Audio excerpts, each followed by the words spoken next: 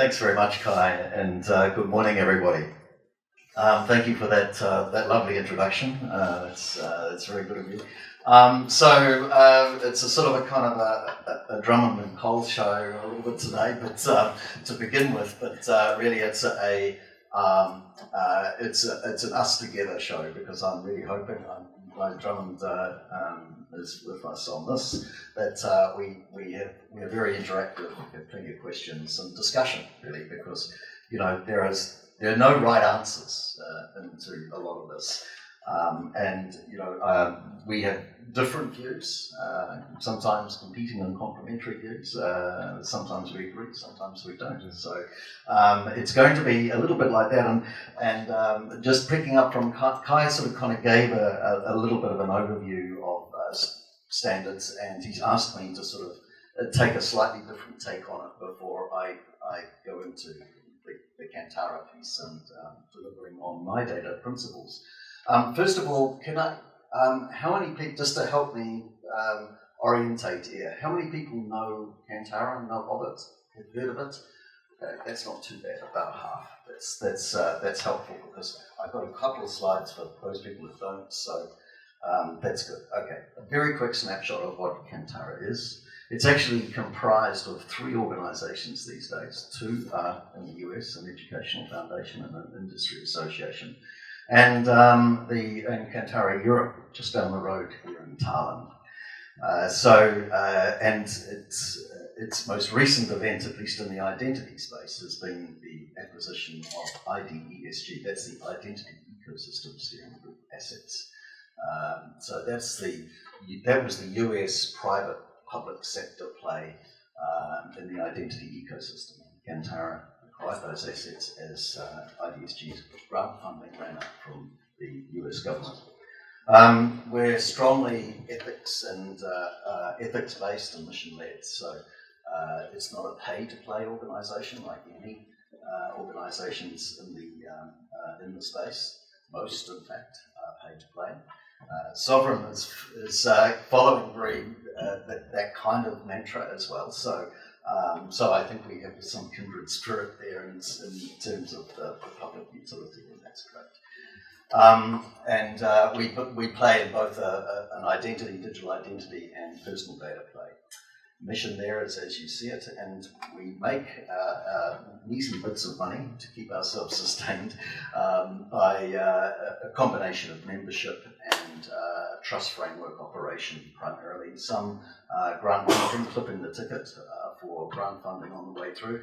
How many of you were at the opening keynote and you heard from Malt from the European Commission? Do you remember him talking about ICT 24? Next Generation Internet, you remember that? Okay, so Kantara is a grant recipient of ICT 24. That's where the talk of January 2019 came in, because there was a quick conversation about how quickly do you think the consortium can get together. We were only given, it was only I think last week, beginning of last week, that we were officially informed that we had been successful, one of the successful consortia for ICT 24. And gut feel is that it would be probably about January that we could actually start going out to the marketplace armed with a little bag of cash from the European Union, from the Commission, and looking for next generation internet specific projects that we are able to fund. Anyway, moving on. Membership is a little under 100, combination, mostly smaller organisations, a few big ones there that you see, like the General Services Agency, some other ones there like Experian and so on. Primarily small organisations. You'll see a whole bunch of folks that you would expect to see there that are not, because they don't really like to play with Kantara. In terms of how Kantara operates, rhythm of Kantara, develop, nurture, operate. Nurture, develop, operate. That's what we do. Okay, moving to standards. And I wanted to take a slightly different view of this, and I think Kai has begun with reasons why and for and so on. the point I want to make is, and these are all good reasons, this is actually from the ITripleE, and you'll hear Konstantinos Karachalios from ITripleE on stage, on the main stage tomorrow. He may, to the extent to which he's going to talk about this, I don't know, but the OpenStand was actually an ITripleE initiative some years ago, and it's something that Kantara has always stood beside. It was an initiative started by them, supported by Oasis and W3C and various other organisations as well. But in terms of the benefits, the usual things of lower cost and better interoperability, all of these things, these 10 benefits are absolutely right. And there's a core sort of set of principles, the 5 sort of core principles there. So all of that's all well and good. But the thing about it is, see, that standards is a business. It's a business like any other business, right? And we've got to remember that while it's great to have the development of standards, but understand that there is a whole series of politics. It's like the UN, it's like the United Nations, but in standards land. And typically these treaty organisations start the process there at the top of the king of the hill, top of the heap, all of that. And that's been, at least traditionally or classically, where it's been. But of course they're supported, their national bodies are supported by national organisations as well. And so I'm giving you a sense of some of those in Europe and the US, but you multiply that by 200 or so countries and you get a sense of what a national body standard would be that's actually going into supporting the treaty organisations. The thing about that is that it's very slow, very, very slow. Thwarted politics everywhere to try and get these things through, blocks and arguments and things along the way. So actually, that's why effectively industry came together and started to create standard-setting organisations as well, in various shapes and forms. So they do different things. They have different niches. Different ways of doing things. People like Oasis, for example, Oasis is a one that would supply standards to direct into ISO as a fast track. Other folks less so. So Kantara really does specifications rather than standards. And there is a sort of a difference to understand it. But everyone has a role to play here. And the advantage of the industry ones is that they can move much faster. They can get something out. Industry has a gap to fill, and it fills it by getting a standard or a specification done quickly. The problem when you get this kind of thing is you have all these players, is you get a kind of standard soup situation. This is just a fraction of the number of standards that are out there in the privacy and personal data space. Now, how you conceivably are able to talk to all those and develop to all those and comply with all those is mind-boggling. And I think there's a statistic I think that the European Union creates, is it 11 standards a week? Wasn't it across the whole? It's amazing. It's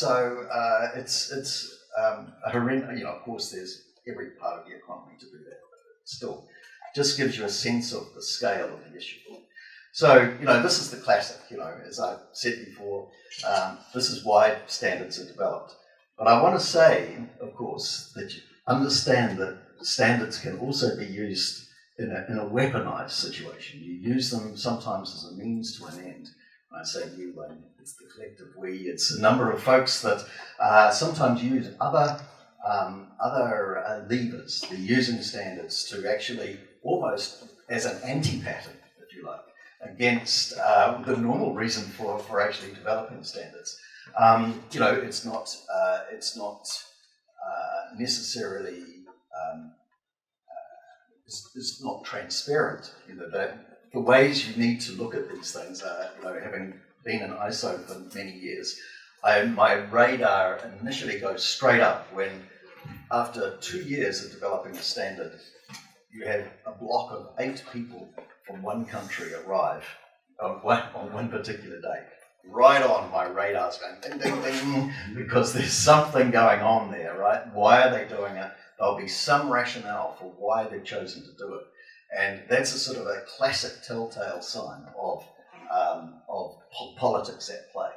There'll be a reason that because they've got a new law and they're trying to force the change in the standard to get the standard to support the jurisdiction law, there'll be some reason about what they're doing. They're in a consortia with other vendors and they're trying to force a standard in a particular way through a vendor. So, these are things you've got to be aware of, understanding that that standards is just a business like everything else, and it's like the United Nations, just like politics is. With that, we may have some more questions, comments, arguments, debates later on, but I did want to bring the second part of my presentation, was just really around Kantara's work in the way that it supports the MyData principles. Kantara in Europe was a very early signatory to the MyData Declaration, and happy to do that. Of course, along with other folks, I think in some ways we were slightly, I'll not say hesitant, but there was it was a leap of faith to a great extent, because of course over time the principles may change. So, but you've already, unless you re-sign, you actually already signed up for the first one. In fact, I think we signed on the version 1.1 rather than the version 1. Anyway, just to remind us all of the MyData 6 principles, the human-centric control of personal data, and this is all around the user experience and the humanization of standards and privacy notices and things like this. And that the individual, the second thing is there, and second and third, you notice how these actual things are almost, there are two buckets. The first three are in one bucket: the human-centric control, the user, the individual, the point of integration, the individual empowerment, are really almost three perceptions on the same thing, whereas the last three are kind of different. They're kind of technical: interop, transparency, and accountability, which you pick up maybe by audit, portability. These things are sort of in a different bucket, but they have similar things. So I'm going to speak with you and introduce you to three bits of work that Kantara's involved in. One, Kantara UMA, user managed access, which you've already mentioned, Kai, thank you. Consent and information, the consent receipt. How many of you were at the demo yesterday? All right, so there was actually a demo in the afternoon for the consent receipt. Several of the Kantara members put that together to show the receipt interoperable between different vendors and personal data stores and dashboards. So that's the middle one there. The logo on the right-hand side is actually Customer Commons. How many folks know of Customer Commons? It's a US-based organisation. Doesn't have any infrastructure. So in fact, its work is actually done on Kantara's infrastructure, because it has no core bridge, there's no repository to actually put the work.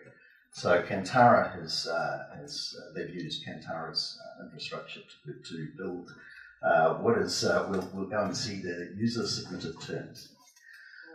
So just for the demonstration yesterday, it looks like at least a few of you were there, and quite an engaged group it was as well, and there were a number of, you see the 5 vendors, and there are actually a few more, but these guys were actually developing into the very quick sprint that was involved in getting interoperability between of the consent receipt between these different vendors.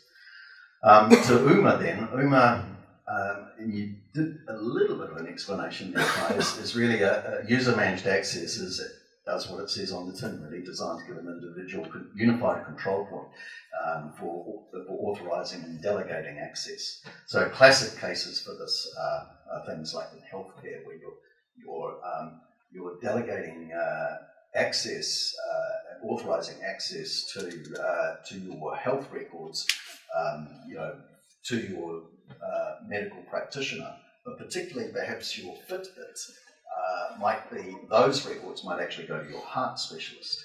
Okay, so there's that fine graining is the kind of thing that user managed access does. Now, folks, a number of folks will say, well, but isn't that what OAuth does? And well, OAuth is a stack of RFCs from the IETF, and you could handcraft them to achieve this. But UMA has basically extended OAuth in a standardized kind of way to make that out of the box. So it does this for IoT and in financial cases as well. In the UK, Origo, which is a UK based, what would you call it? It's a non-profit for that industry. It's done a pensions dashboard using these things. So the way that we all collect over time, you collect pensions from different jobs, but like any dashboard, you've got them, and you need to be able to work on them, and be able to see them move pensions from one provider to another. That's all under legislation at the moment in the UK. It looks like it's going to pass, and the government will basically call a tender for a pensions dashboard, and we would hope that UMA may be used in some of the applications for that. Okay, so this is basically, it was just a very brief sort of diagram of, after binding a credential to an unidentified identity, authenticated identity, then basically working it through a phone, you're effectively clicking a share button to allow Bob, in this case it was Alice and Bob, access to particular records. I think particularly unusual there, but I wanted to really use the standards. You can see that's Heart, that's UMA OpenID Connect, the Heart group, that's UMA 2, OAuth, IIIs, and Bluetooth. So those are the ones that were actually used in this particular use case of UMA. It's also doing some work on binding the legal relationship to those technical terms. So this is a kind of an interesting, this is when Yogi was talking yesterday about the BLTS, this is a classic BLT and potentially societal as well, but it's a very easy thing to say, business, legal, technical, but actually doing it's quite hard. And actually binding these things together and making them usable and understandable is actually quite hard too. But it was just a point that we seem to be collecting lawyers in the UMA working group in Kantara, and basically what they're doing is mapping the technical terms out of UMA into a legal construct that can go into smart contracts. So looking at UMA then, and we look across the six, I think you could put 3 or 4 ticks against some of these 6 items. You could put maybe 1 tick in others. But overall, I think I would like you to think that perhaps we're covering all of those 6 with UMA. So let's take a look again at a couple of others. Here's Privacy Dashboard. Okay, this slide was actually used yesterday in the demo. And one of the dashboards that was shown yesterday was Consensua's. In Consentua, I won't really go through the detail here, but the idea is that once you have 1,000 or 2,000 receipts, certificates, contracts, you actually have to find a way to manage them, a little bit like a search engine. And the Privacy Dashboard, the future look of that from Consentua, UK company, Kantara member, is that it's basically going to be a lot of search. Effectively, you can have so many consents, you have to almost grid them down in terms of when what date or period of time, what type of consent it was, what domain it was in, and so on. Ways of slicing and dicing it. It was just a sense of that. Moving on then to user-submitted terms, which I talked about earlier on. And here is really using icons, iconography, as a way of expressing the user's intent into a particular service. We're so used to now accepting terms, but we've got to get into the habit of understanding we can actually start intent casting them. And I'm using that word particularly because J-Link was in fact the first to pick up this notion of intent casting and actually drive it into a development. And we have John Wonderlick, I see, right at the back from J-Link with his J-Link hat on. And John will give you an indication of how intent casting can be used with these types of icons to give a sense of what the user's preferences are for the way that their data is managed. This piece of work has actually been resting for quite some time. Not much work has been done on it for the last couple of years because Mary Hodder, who was leading that, has actually did a lot of work then in the Identity Ecosystem Steering Group, and in fact may come back to it now that IDSG's assets are with Kantara, so that particular piece of work is finished. But yeah, looking again at the MyData principles across which you've seen off those screens, I mean, I think you could probably put a tick, once again, somewhere between 1 and 3 ticks against these things.